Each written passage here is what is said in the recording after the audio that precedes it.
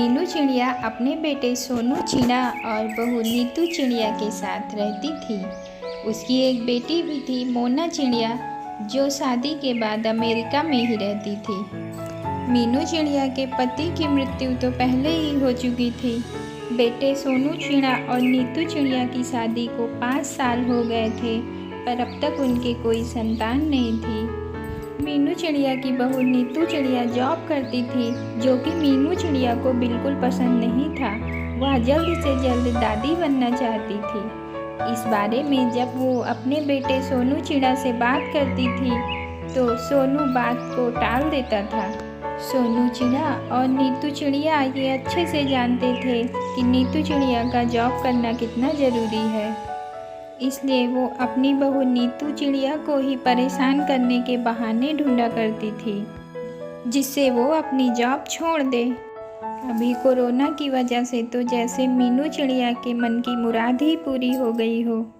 मीनू चिड़िया दिल की बुरी नहीं थी, लेकिन पोते की चाह में वे न चाहते हुए भी ऐसा कर जाती थी। अपनी हम उम्र सहेलियों को दादी बनते देखकर उसका मन दुखी हो जाता था। उस दिन भी घर में ऐसे ही कुछ हुआ। ऑफिस में काम की वजह से नीतू चिड़िया देर तक सोती रही और मीनू चिड़िया को अच्छा खासा मौका मिल गया। ये क्या बहू, अभी तक सो रही हो? पता है सुबह के 10 बज गए हैं। शुभम भी बेचारा कब से उठकर ऑफिस के काम पर लग गया है और तुम हो कि अभी तक सोई पड़ी हो। चलो अब उठकर सबके लिए चाय नाश्ता बना लाओ। मुझसे तो कुछ नहीं हो पाता है, वरना मैं तो तुम्हारे भरोसे कभी न रहती, खुद ही सब कर लेती। सॉरी माँ जी, वो देर रात तक काम चलता रहा ना, इसलिए सुबह ही सो पाई थी, इसलिए समय का पता ही नहीं चला। आप चलिए, मैं अभी जल्दी से आती हूँ। हाँ हाँ ठीक है, मेरा कुछ नहीं, पर शुभम को देख लो, उसे कुछ चाहिए तो नहीं, कब से उठा है बेचारा। हे भगवान, मुझे जल्दी से ठीक कर दे ताकि मैं ही अपने बेटे का ध्यान रख सकूं। बहू नीतू चिड़िया ने घड़ी देखा तो वाकई में 10 बज गए थे। आज उसकी आँख कैसे नहीं खुली।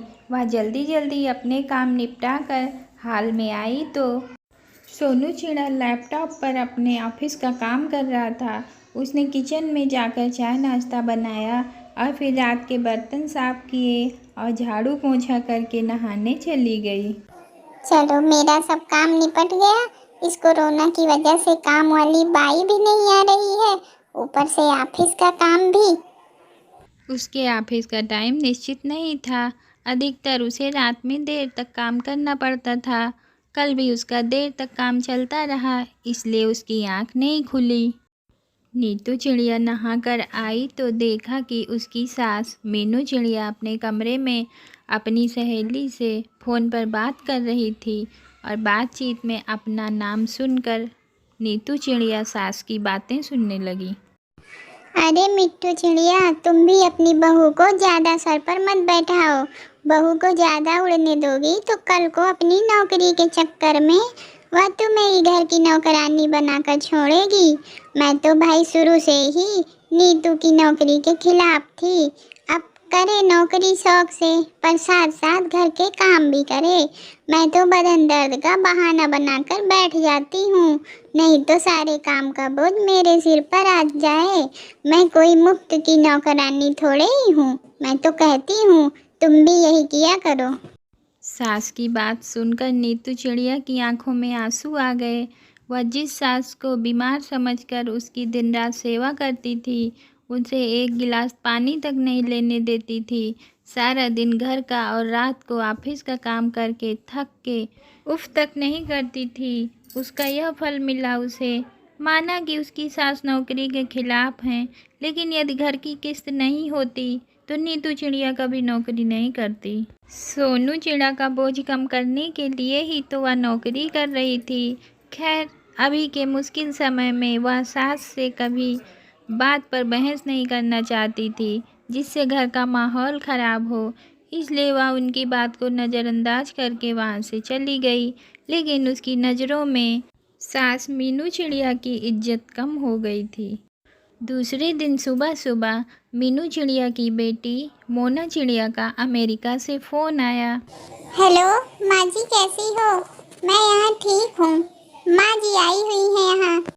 अपनी आदत से मजबूर मीनू चिड़िया ने जैसे ही मोना चिड़िया की सास की बुराई करनी चाहिए, वैसे ही मोना चिड़िया ने डपट दिया। माँ, आप बिल्कुल माँ जी के बारे में अनाप शनाप नहीं बोलेंगी।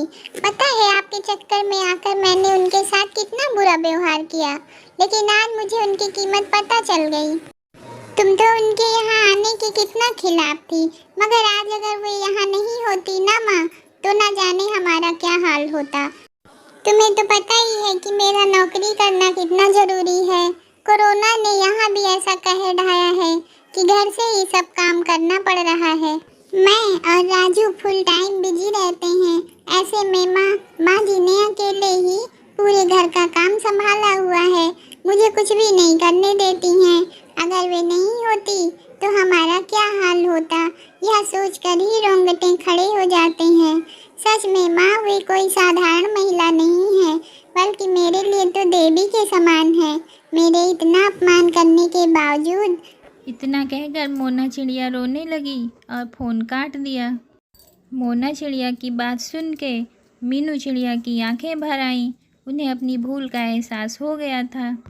नीतू चिड़िया तो वाकई में उनका कितना ख्याल रखती है। उनकी कड़वी से कड़वी बात का भी बुरा नहीं मानती है, उल्टे जवाब भी नहीं देती है। वाकई अभी का समय तो एक दूसरे को हौसला देने का है, सारे गिले शिकवे भुलाकर एक दूसरे की मदद करने का है। तो फिर वे स्वार्थ में कैसे अंधी हो गई थी, इतना कैसे गिर गई थी कि ऐसे मुश्किल समय में अपने ही परिवार की सहायता नहीं कर सकती थी। उन्होंने उसी समय नीतू को बुलाकर उसके सिर पर प्यार से हाथ फेरते हुए कहा, बेटा नीतू, आज से घर के कामों की आधी जिम्मेदारी मेरी रहेगी। मैंने आज तक तुम्हें जो भी कहा और किया उसके लिए मुझे माफ़ कर दो। चलो अब तुम जाकर आराम करो, खाना मैं बना लूँगी।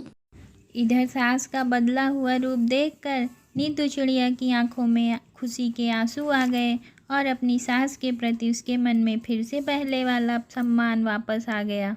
शायद हमारे जीवन में मुश्किल समय आता ही इसलिए है कि हमें एक दूसरे की अहमियत का पता चले। अपनी गलतियों का एहसास होने और आगे बढ़कर माफ़ी मांगने से वाकई इंसान छोटा नहीं बल्कि बहुत बड़ा हो जाता है।